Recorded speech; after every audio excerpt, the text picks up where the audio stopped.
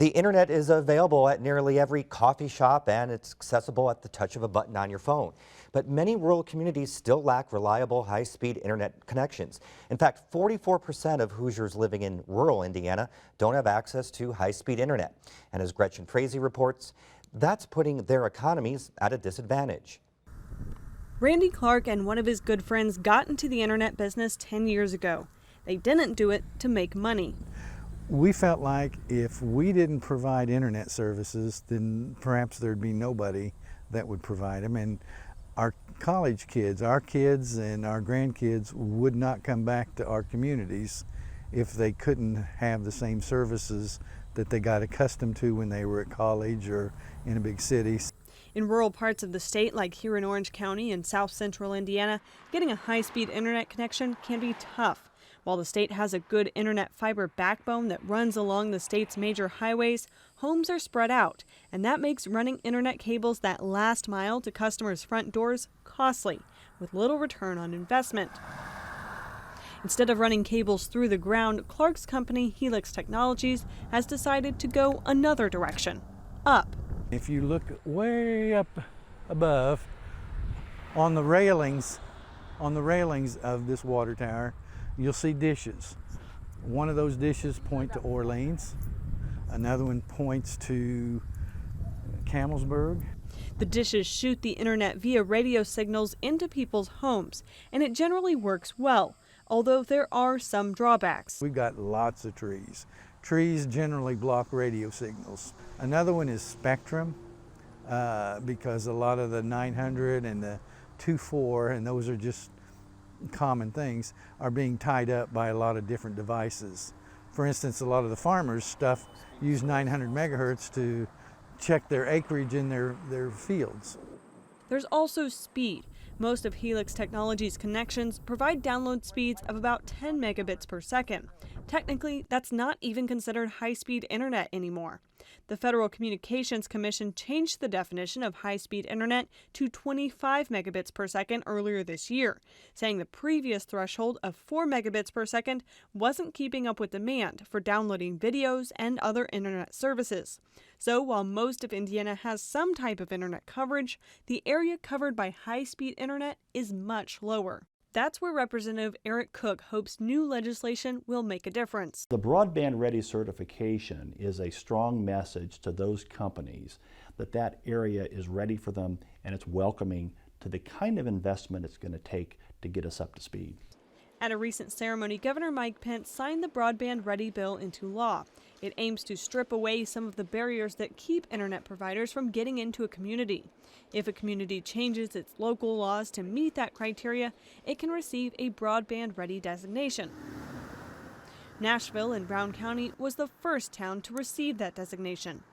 We have 1,000 people, and so we're a small town, but we're unique in that we have 230 small businesses in our town, and on a weekend that's busy, say in the fall or the spring, we can grow to 10 to 20,000 people who are visiting to see the leaves or shop. The 230 businesses in town rely on, current technology. People travel and they expect high-speed internet. It's a part of life now, and it's a level that we want to, strive to meet just like a large city would. Speed to market is very, very important. And I'm excited that Indiana is the first state in the country to have put in such a program. AT&T is one of the largest internet providers in Indiana and already serves Nashville. Every community matters to us greatly. There's no community too small that's not of interest to us. And as technology continues to change, the opportunity and the challenge is to find the right technology at the right cost point. Sword says in a few years it might even be cheaper and more efficient for people to use wireless internet, like the kind we use on our mobile devices, in place of Wi-Fi. That would cut down on the need for hardware and make the internet much more accessible to rural areas. In Orange County, Clark says he's not sure what the future holds, but he's not going to stop working to get more people connected. The more that we can provide these services to people coming back to our community, the more likely they are to stay. And that impacts our REMCs, it impacts our schools, it impacts everything about our way of life. That means if a community has high-speed, reliable internet, its economy could thrive. But if it doesn't, it will quickly be left behind. For Indiana News Desk, I'm Gretchen Frazee. The state legislature plans to continue studying this topic ahead of next year's legislative session to determine what other changes might need to be made to boost internet access across the state. So far, the trend has been toward deregulation. So to help kind of make sense of all this, telecommunications professor and former senior FCC counselor Barbara Cherry and State Representative Matt Pierce join us. Thank you so much for being here today. We heard in that story the federal government does regulate broadband, but especially in terms of the definition. But what does it do? And we'll start with you, Matt, in terms of regulating accessibility. Well, it just all comes down to getting companies to make the investment, and if the companies aren't going to do it, then I think the government has to step in and do something affirmative to make that happen. So in Indiana in 2006, we said, well, if we deregulate telecommunications in the state, that will spur all this great investment. And it just hasn't happened for our rural areas, so that's not going to work. The latest bills, the Broadband Ready Communities bill, it can't hurt, but I think it's a false premise. People are not investing in rural communities because they're raising artificial barriers about permits for rights-of-ways and things like that. Most mayors, town councils, they're going to do backflips to get people to come in and invest in their community. They're not going to hold them up on permits. So while that bill's not harmful, it doesn't really advance it.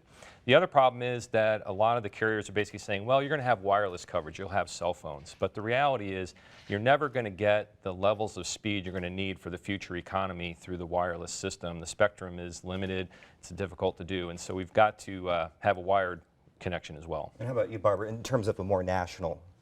Yes, earlier this year, the FCC issued a broadband progress report, and what they found in this report was that broadband deployment throughout the nation still is not up to what we need for the higher speeds for voice, data, graphics, and video offerings.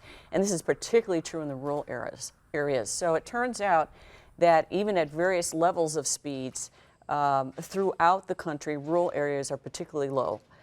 For the most recent measurement of or desired threshold of 25 megabits per second download and 3 megabits per second upload, 1/2 of all rural areas in the United States do not have access to broadband. Well, and then let's take that. How about here in Indiana, Matt, in terms of deregulation, how does that help or impacted Indiana? Well, the theory was that if you deregulated the local telephone companies and allowed them to come in and do video without local franchises, that would spur a lot of investment. We were told we would have investment, we would lead the country. And instead what happened is, for example, Verizon basically abandoned all of their wireline phone lines. They sold them off to Frontier. So what you see is AT&T and Verizon, the bigger companies, they're focusing on the wireless product. That's where they see their real profit center to be. And they really are wanting to abandon a lot of their traditional lines. The problem is if you do that, then you have nothing to work with either to upgrade the fiber or just even do DSL broadband to get into these areas. So if you look south to Kentucky, they've announced that something called an I-Way program. They're going to do about 3,400 miles of fiber optic installation in every county across Kentucky. It's going to be about a $320 million investment, and they're partnering up with some people in the private sector. But the point is they're proactively going out to push fiber into the rural areas. Yeah, we're seeing that, okay, so high-speed internet considered 25 megabytes, but we're starting to hear about so-called gigabit cities, which could download a movie in about 30 seconds. Where are we on that? I'm not aware of the FCC having information with regard to a gigabit speed because deployment in rural areas is insufficient even for lower speeds. However, there is high-cost funding from the Universal Service Support, a federal fund, that gives carriers the opportunity to accept this funding in exchange for the obligation to serve rural areas. And approximately $1.5 billion for the next 6 years has been accepted by carriers to help build out in rural areas, of which Indiana itself will see approximately $51 million per year. Wow. So much more we can talk about. We have to cut it short today. Thank you so much for being here.